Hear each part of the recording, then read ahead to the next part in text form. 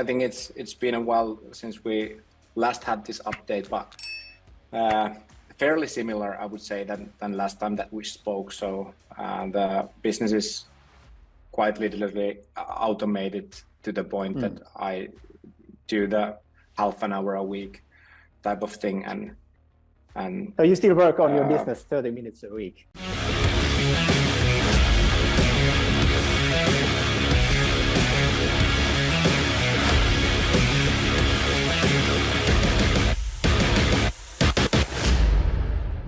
Yeah, I do, and I'm not planning on doing more, to be honest. Now really putting my time on the investments of the capital that the business is making, and that's kind of the part that I'm interested at the moment. And for that reason, not that keen on building the business. That's why I have the people to do that thing. So everything's good. Everything's really cool.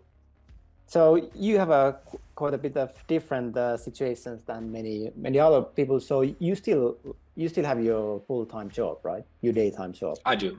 Yeah. That you love, and you have no plans on like ending it, right? Not like not in a like a short term future. No. I think most of the people here doesn't speak Finnish, but at least that is on English on this level of for. But there's a tablet in here that says 2M, and then there's 8% here, and then it's freedom, and it's put on a percentage wise. That's like my what I'm building now. I want to have a 2 million euro capital invested with 8% capital gains, and for me that's the freedom. I'm like this close now, so for that reason I do the things that I do. But I work as a factory manager. I love my job, love it to the death, to be honest. I've been there now 12-13 years, something like that. I grind it 3 or 4 years, all the wait time that I have between my job to build my business, and after that I did drop for this half an hour a week type of situation. And that has been going now for 3 or 4 years. 3 years, I think. I started working with you on 2018, if I remember correctly. Yeah, I think so. Yeah. So 30 minutes a week. 30 minutes a week, yeah. What I do on those 30 minutes is that I speak with the CEO of the company. What's going on? What hurdles do they have? Then we go monthly the financials. That's like one of the weeks, and then the normal weekly stuff is that I still allow the payments to go through. So it's just I get a notification on my phone that there's a payment that you need to approve. Then I open my phone and it's 20 seconds and that's done. So those are included on the 30 minute. Yeah. So so now you have hired a COO. Yeah. So is that like so where is he or she based? Is that from? She's based on Philippines. Philippines. Yeah. Okay. Yeah. So is your whole team Philippines? Whole team is from there, and then we use some other remote workers, but those are kind of like for hire whenever needed. But so have they been just like, yeah, sorry. Have they been able to grow your business? No, to be honest, not that much. That's kind of like they handle the operations. Most of the growing that we have done ever has been from my hand. That is true. But one thing that they did really good was that we had some issues with Amazon a few years back, and we needed to scale from Amazon to Shopify store, and we did that in such a short notice, and we did rebound most of our sales back, and that, of course, we make way more money in that channel nowadays that we do on Amazon. So that is a kind of like good thing. There was just some legislative issues from some of the US-based like locations, and after some time they did decide that they will ban the whole product from the whole US market, and that was a quite difficult situation, but it took us like 3 months and we were back on running. Okay, so what's your plan with your business?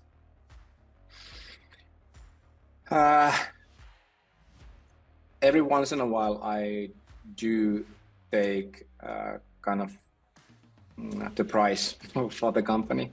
I want to know what's it worth. So I do evaluate it quite frequently, at least yearly, but I think half a year is roughly what it's been.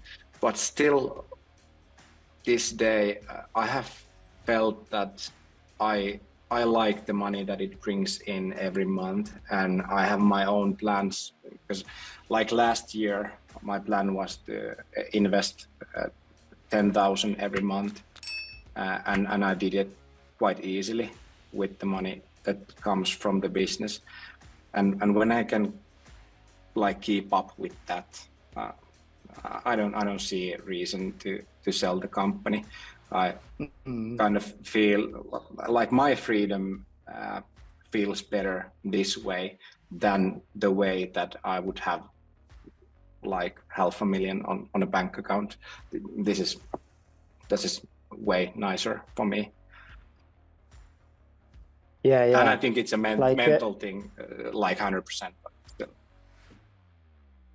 So are you still like actively launching new products, or is it like existing products that are bringing all the cash? It's existing products. Yeah, we have a monopoly on our space mostly, and nice.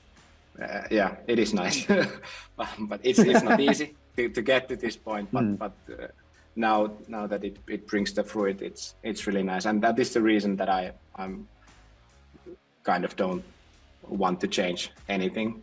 Of course, there's always some kind of FOMO involved on the situation, that I'm so highly reliant on the month by month on my investment plan, but still for some reason I have holding on this plan, and it has taken me quite far. So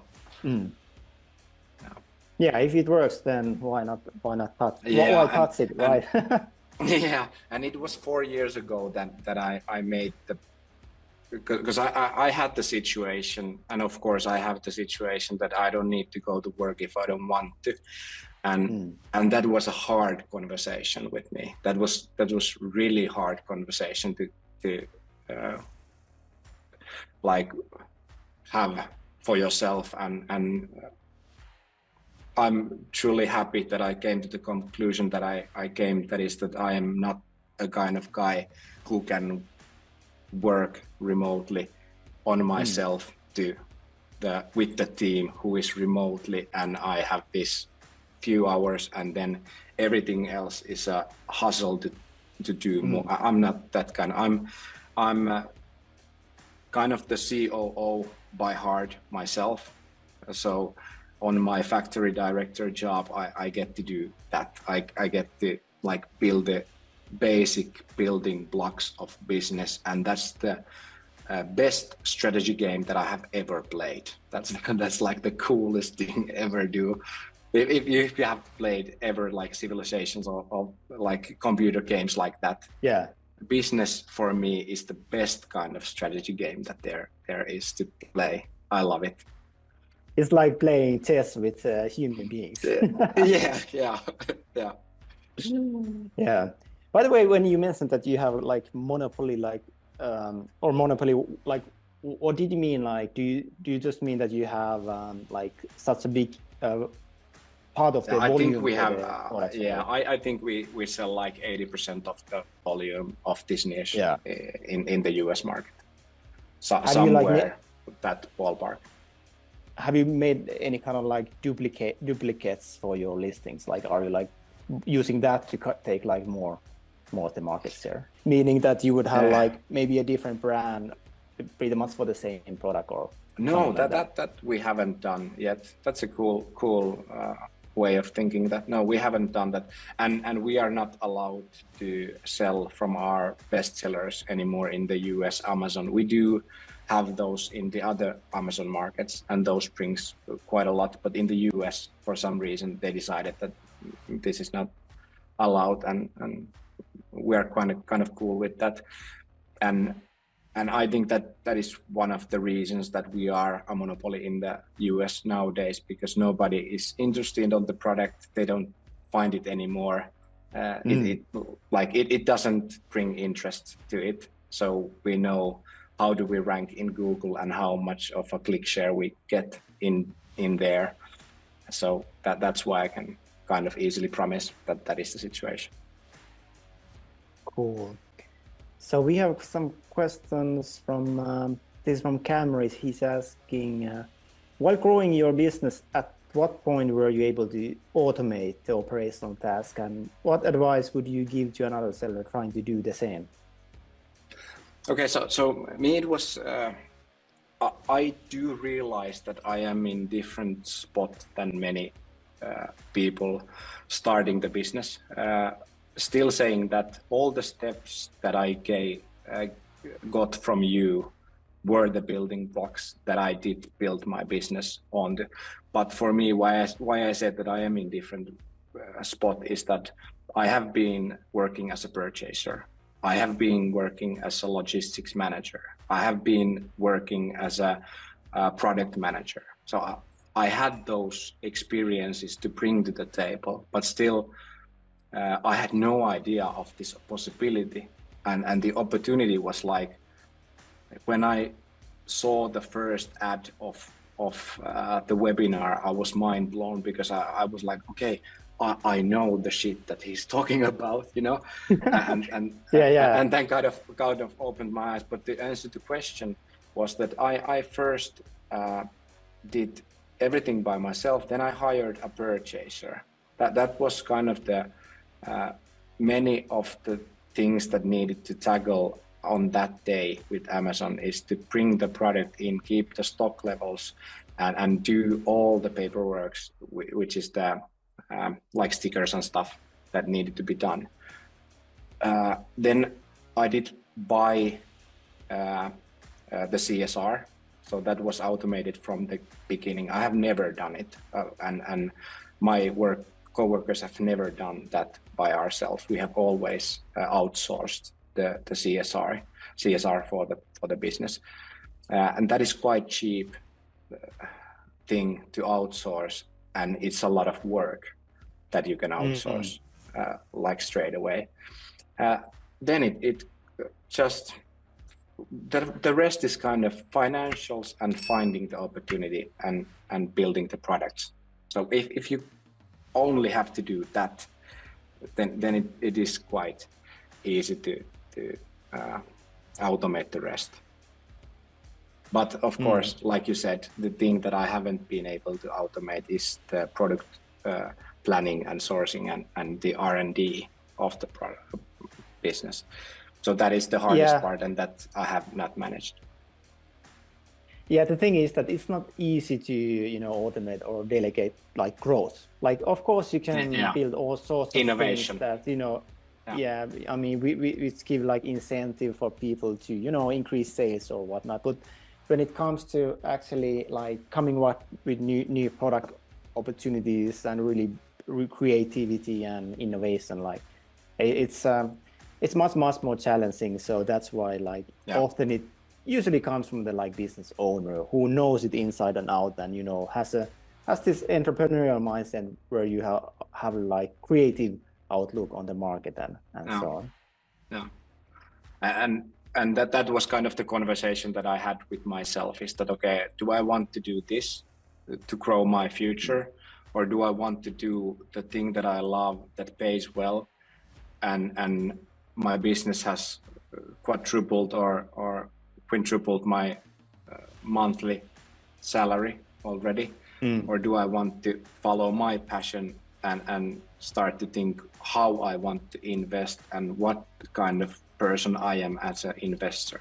And that's why I didn't stay to grow the business, but decided to be on my work. Yeah, and the funny thing is, like, okay, if you like yesterday we were just talking about exits, and we had a student who just made like 8-figure exit a few years ago, and you know, he just started doing the same thing.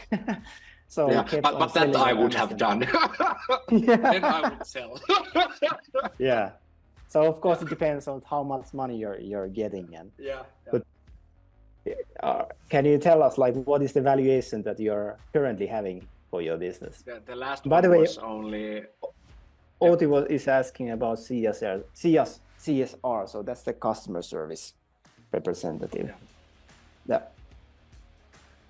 Yeah. So last time it was only 460, and that didn't interest me at all.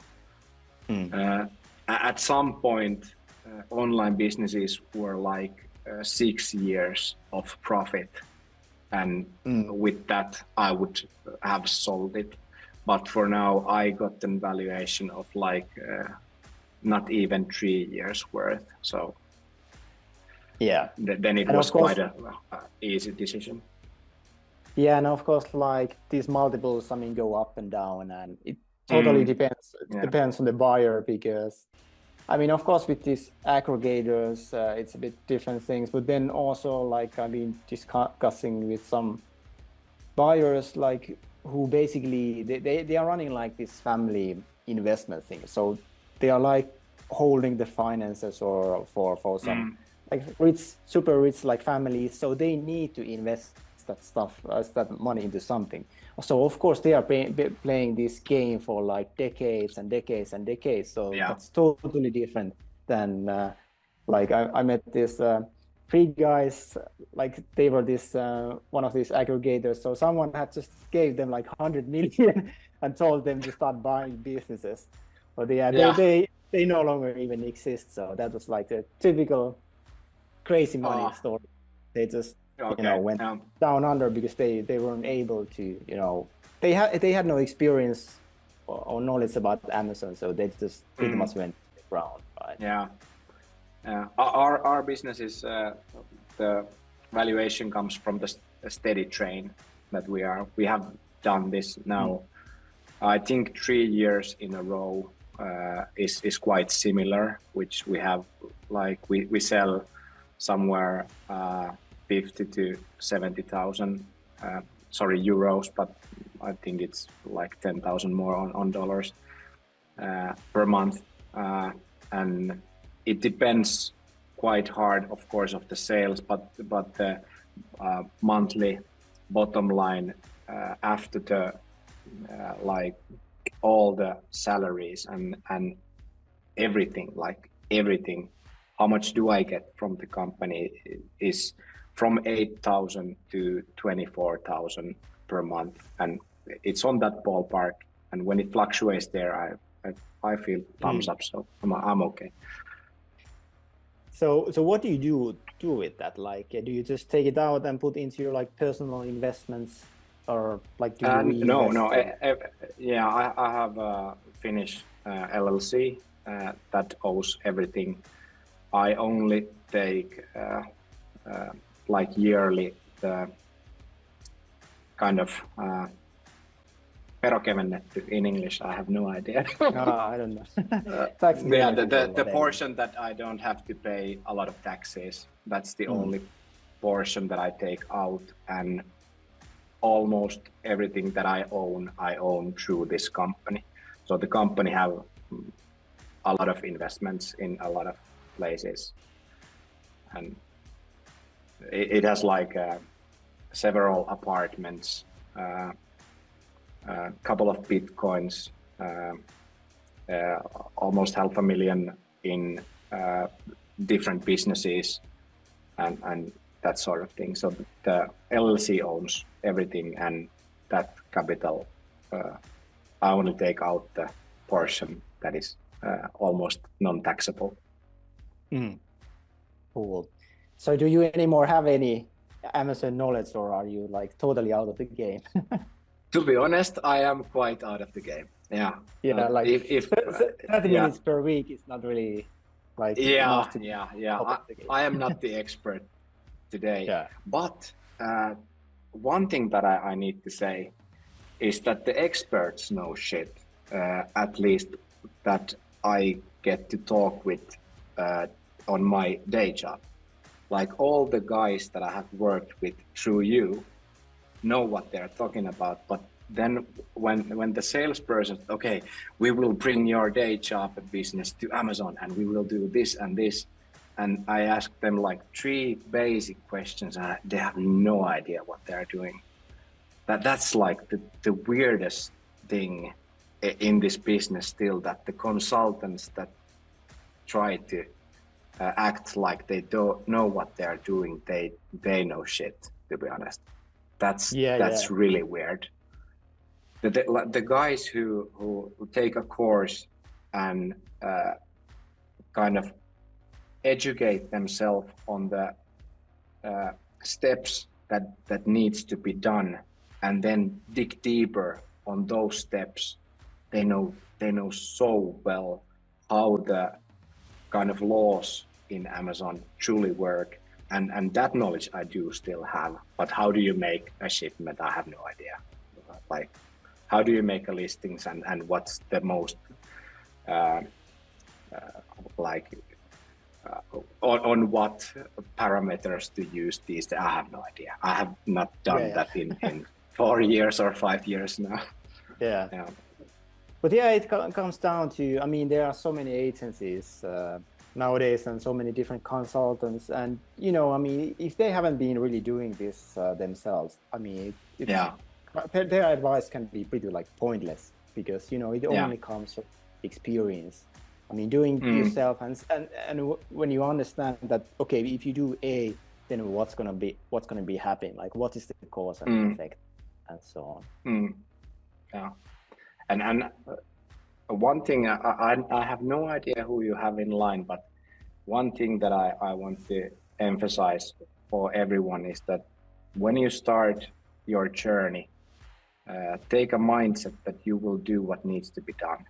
Like that's the thing that most people are lacking, because shit will happen, and it will go not the way you want it in every situation. But if you have the mindset that you will do what it takes, then you will have the mindset to go through those hurdles that it brings, and it brings you the things that you need to educate yourself more, and things that you need to tackle. But if you know that you will do what it takes, then you're in a journey, and then the shit doesn't bother you that much when it happens.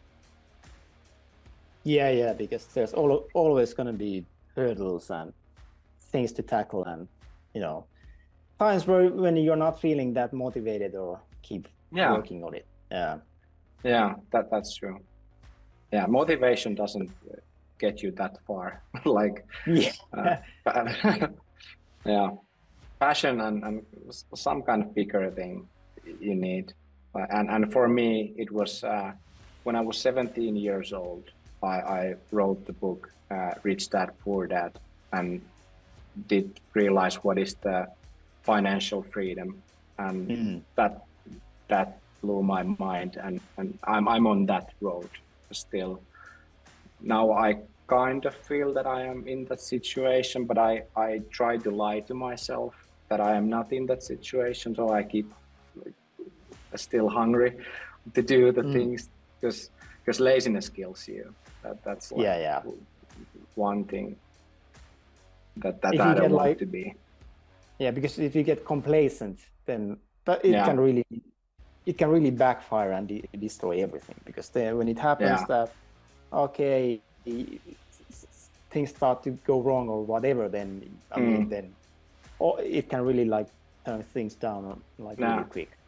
Yeah, that's why I have in my mind I have this like sharp line that my business is building my future, and my day job is providing my life that I live, and for that reason I haven't needed to take the money from the business, and I have keep getting the ball rolling, and now it spins quite fast.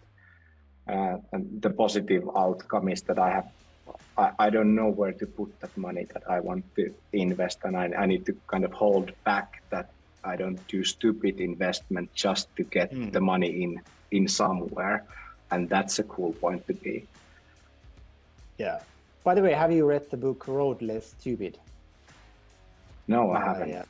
Keith Cunningham. That's an excellent book. I mean, I really recommend you to read it because it tells this point that, you know, business life and investment, you will become more successful not by always doing the right things, like always like maximizing your success and finding the right things. It's more important to avoid the stupid things, because you might do some dumb thing and then you have to pay the dumb tax, meaning that this is this great investment, and then you put a lot of money and whoops, everything went down.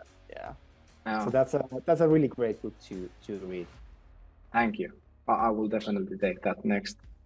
And one thing that I didn't understand about money before I did met you was that how much money there truly is in the world, and how small of a portion do you need to get your pinky around to have quite a lot of a stream in one's personal life.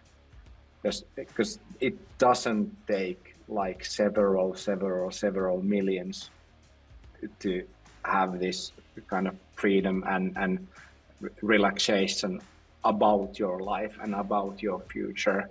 It takes quite a little more. But then when you go to Amazon and start to like listing finding, and you like, how on earth this thing that I have never even imagined exists in this world as a product is selling these high volumes. Who on earth would use this product? Who are these people? Who are buying this? Who would buy this? I would never buy the products that I sell. Like I am not at all passionate about the products that we sell. Those are just good business and good value for the customers who want that kind of a product. By the way, you have like nicely now moved on to the different role, like the Ready Fire Aim book talks about this, having these different roles in different stages. So now you are like more in the investor role, which means that you just show up once a week or whatever and read the reports and say take your check and say bye. Don't spend money there, try this. That's the kind of you show up like where's my money, here you go. Cool. One thing that I love about Stripe that we use as a payment provider in the US is that they pay out daily. That's quite funny. That's nice. By the way, how big of a portion do you do with like off Amazon? Off Amazon, that is nowadays somewhere roughly like 60% of the business. So it's already like majority of it.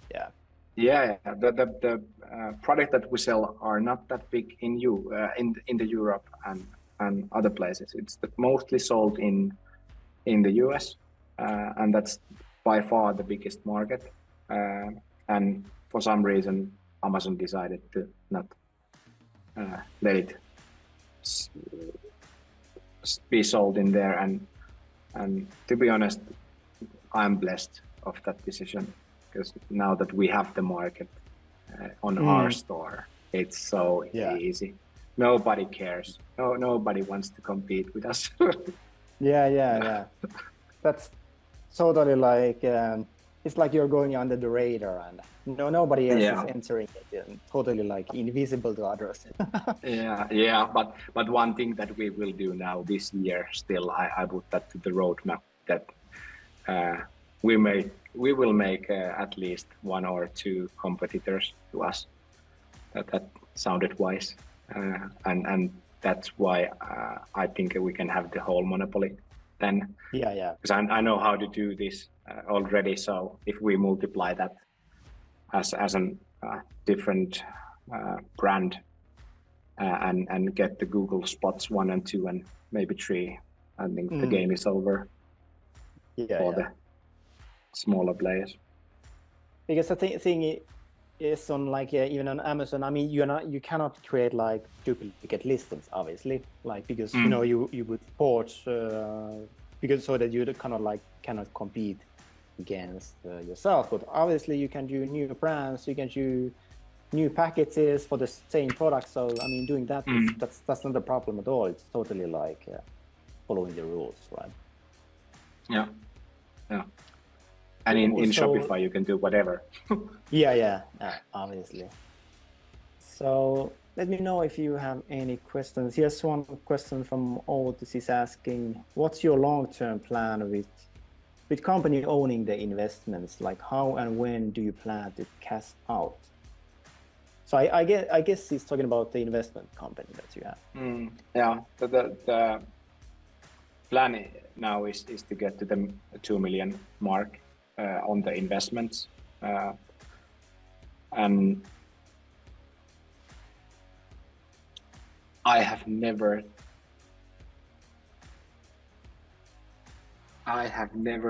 thought about this question, to be honest. Well, it's good. He gave you something to think about, right? Thank you. Yeah. To open your mind. Yeah.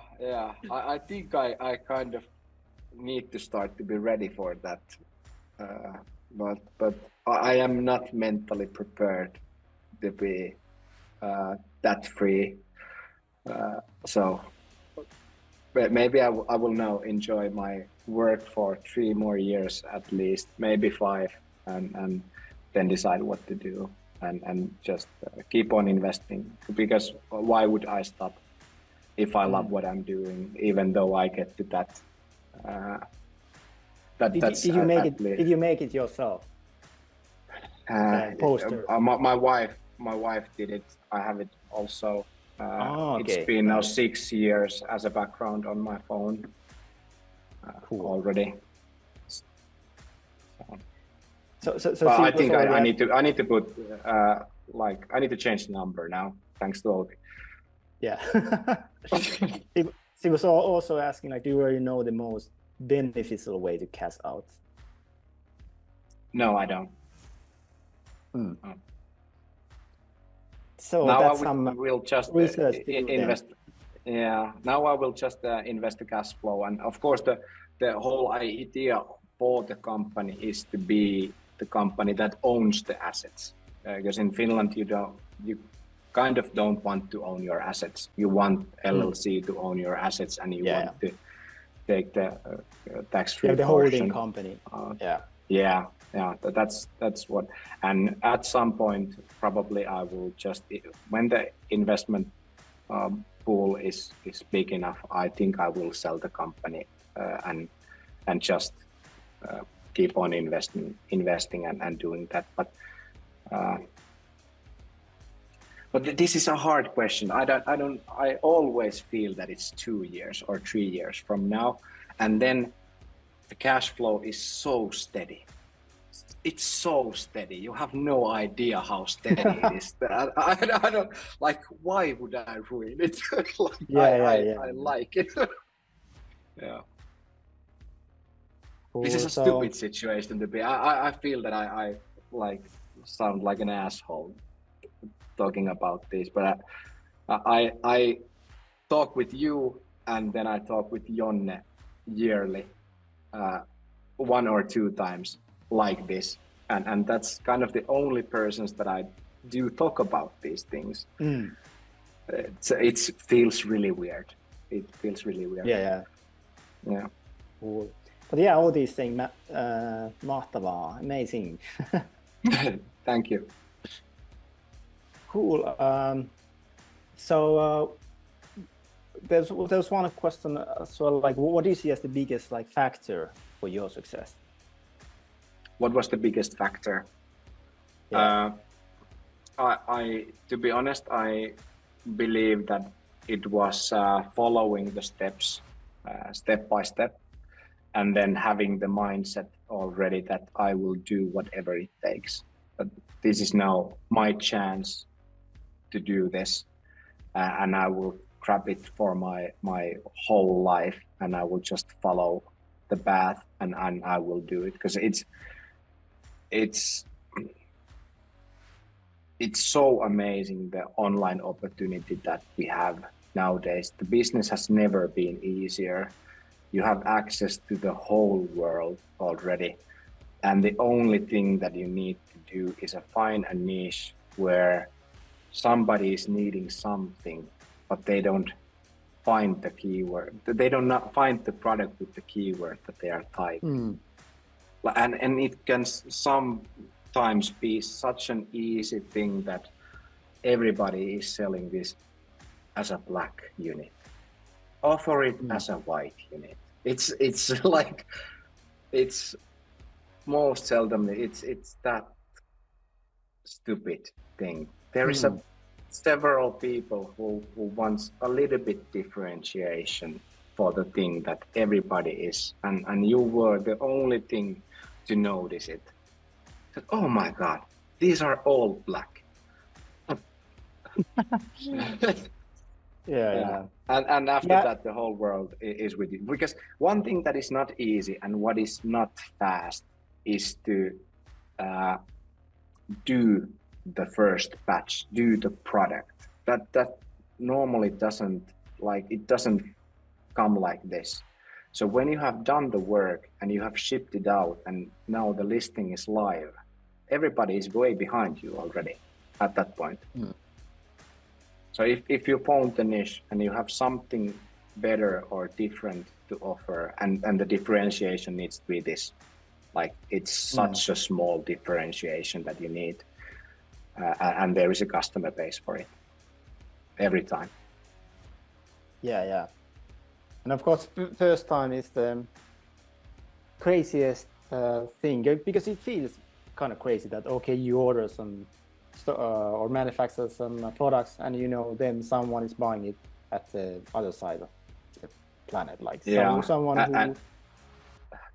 And you have WhatsApp pictures from someone from China sending you pictures. So this is now the batch that you ordered. Is it really?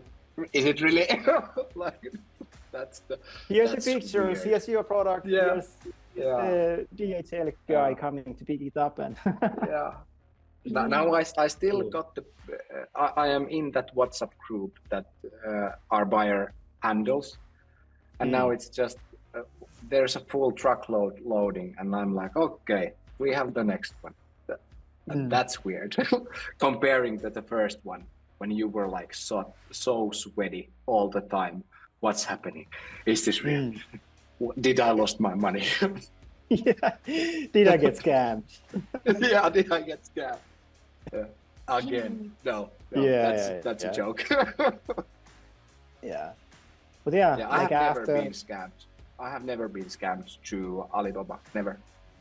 Not one time.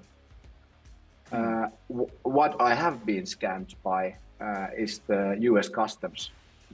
That's a different game. At one point, they decided that our product is medicine. I have no idea how did they come up with that. It has nothing to do with like even that sort of like nothing. But there was like the packaging is medical, and I'm in a relief that the batch was so small that even though we needed to like trash that one, we lost like 3,000 or something like that. and on these volumes, it doesn't mean that much anymore. Yeah. You don't it just lose bugs you. Yeah, it bugs you that you have like 5 days out of stock. Not a big. That's the bigger problem, getting out of stock. Than losing it. Cool. Let's see if you guys have any questions to Riku, just write on the chat before he needs to run. So, Riku, do you have any? And if I have a question. Sorry, go ahead. What kind of group are you now? Well, basically, coaching? Right now we have people from different parts of the world. So there's people from Europe and also some people from the US as well. So people are at different stages. So some people have already been selling for many years. Nice. Like yesterday, we had a guy who had just been did the 8-figure exit, and we have also people who are at the other end of the spectrum. So just starting out. Nice. Yeah. For the starters, I have just one thing to say. Just do it. Follow the steps. They are so simple. You have no idea in 1 year how far you have become with this. And then the other kind of for the people who are at that stage that they kind of barely would get the bread to the table with the money that they are bringing from the business, don't do it. Just keep doing whatever you have done to get this far and get a head start with your business, to keep the side hustle just a little bit longer as a side hustle and grind. That will pay off. And that I can put everything to give to you guys, that don't rely on it too fast, because then you don't have the capital to do more, and that future opportunity cost is massive. That is massive.